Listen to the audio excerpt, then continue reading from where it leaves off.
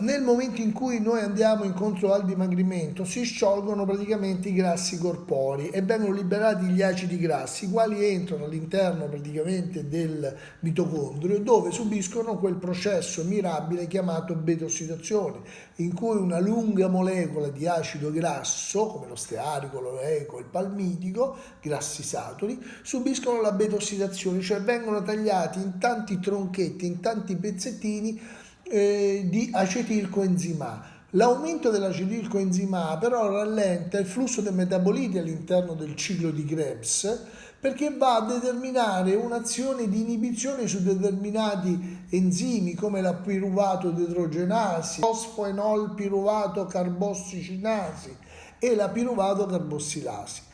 Questo determina quindi un rallentamento, perché rallenta il ciclo di Krebs, dell'utilizzazione dell'acetilcoenzima A da parte appunto del ciclo di Krebs, e dall'altra parte invece viene stimolata l'utilizzazione del piruvato per la formazione di ossalacetato e per la gluconeogenesi. Quindi ogni volta che noi abbiamo questo rallentamento da parte dell'acetilcoenzima A che arriva dalla beta-ossidazione del ciclo di Krebs, abbiamo la stimolazione dell'utilizzazione del piruvato per la formazione dell'ossalacetato e praticamente per la formazione e per la gluconeogenesi. Sono meccanismi importanti che accompagnano praticamente la formazione praticamente di nuovo zucchero, di nuovo glucosio che verrà immesso praticamente in circolo, e dall'altra parte con elevati valori di beta-ossidazione all'interno del mitocondrio e elevata produzione dell'acilco A, si avrà un aumento del rapporto fra acetilcoenzima A e coenzima A SH. Per questo si sposta l'equilibrio della reazione catalizzato dalla tiolasi e quello catalizzato dalla idrossimetilglutarilco-A rispettivamente verso la formazione di acetoacetil e beta-idrossi-beta-metilglutarilcoenzima A.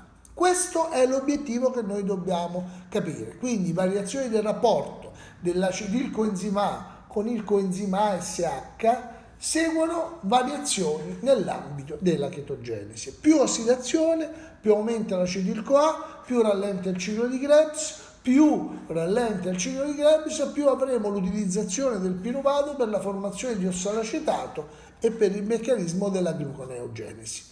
E si arriva così alla formazione di questo elemento fondamentale che è la beta-idrossi-beta-metilglutarilcoenzima A, che è la prima tappa per la via metabolica, che consiste appunto nella condensazione di una molecola di acetilcoenzima A con una molecola di acetoacetilcoenzima A. E questo avviene e quindi porta alla produzione di beta-idrossi-beta-metilglutarilcoenzima A e liberazione del coenzima ASH, catalizzata da quell'enzima beta-idrossi-beta-metilcoenzima A sintetasi. Diverso, praticamente, una volta che si è sintetizzato questo beta-idrossi-metilglutaril, questo avrà due vie metaboliche importanti. Ricordiamo che è una reazione irreversibile, non può tornare indietro, e a questo punto, una volta che si è formato il beta-idrossi-beta-metilglutarilcoenzima A, questo avrà due strati, o attraverso una liasi o attraverso una reduttasi.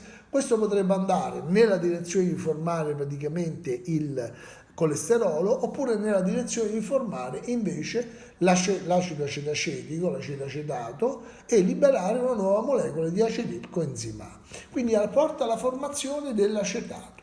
La scissione della beta-idrossi-beta-metilcoenzima A poi attraverso una liasi genera un acetilcoenzima A e una molecola di acetoacetato che è il capostipite di tutti quanti i corpi chetonici mediante una reazione che è irreversibile. La regolazione della chetogenesi quindi non dipende da specifici fattori, ma soprattutto dalla disponibilità di substrati, quali l'acetoacetilcoenzima A e l'acetil-CoA. Ciò accade quando il fegato è impegnato in due complessi meccanismi, la beta-ossidazione e la gluconeogenesi.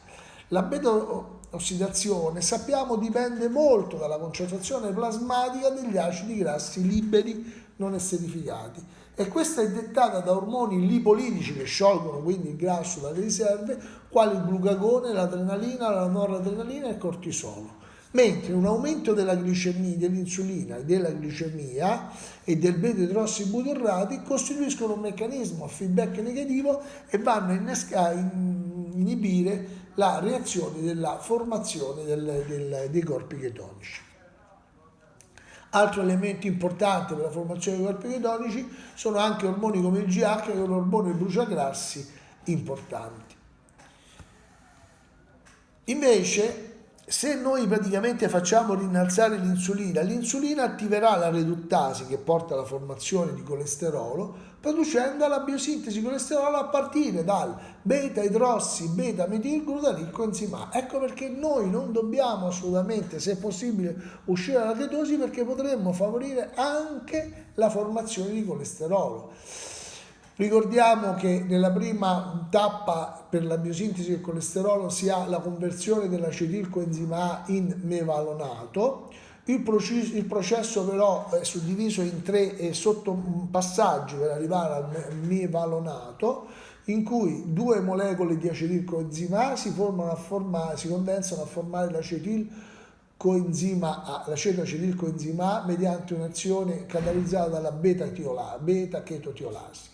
Nella seconda tappa l'acetoacetilcoenzima A reagisce con un'altra molecola di acetilcoenzima A mediante formando così la 3-idrossimetilglutarilcoenzima A, che abbreviato si chiama HMG-CoA. È una reazione caratterizzata dalla MG-CoA sintasi. E nella terza tappa l'idrossimetilglutarilco-A, che non va a formare acetato, viene invece ridotto in presenza di NADPH, ecco l'importanza di alti livelli di NADPH, a mevalonato dall'enzima HMG-CoA reduttasi, l'enzima la 3-idrossi-3-metilglutarilcoenzima A reduttasi, che è l'enzima regolatore della biosintesi del colesterolo.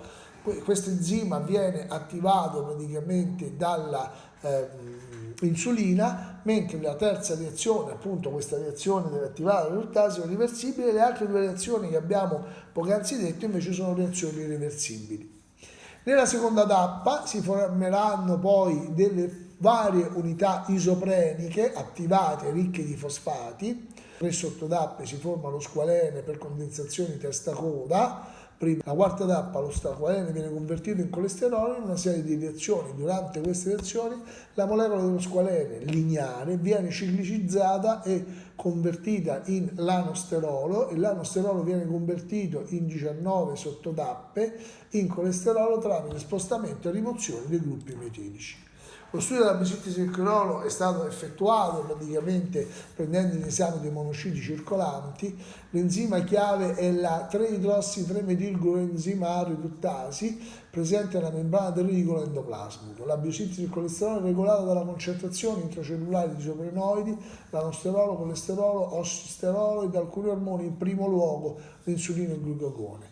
L'insulina tende a stimolare la sintesi endogena del colesterolo e il glucagone la inibisce. Questi fattori di controllo permettono l'esistenza di un feedback negativo dell'assorbimento e della sintesi di colesterolo. La quantità di colesterolo sintetizzata è inversamente proporzionale alla quantità di colesterolo assunta con la dieta.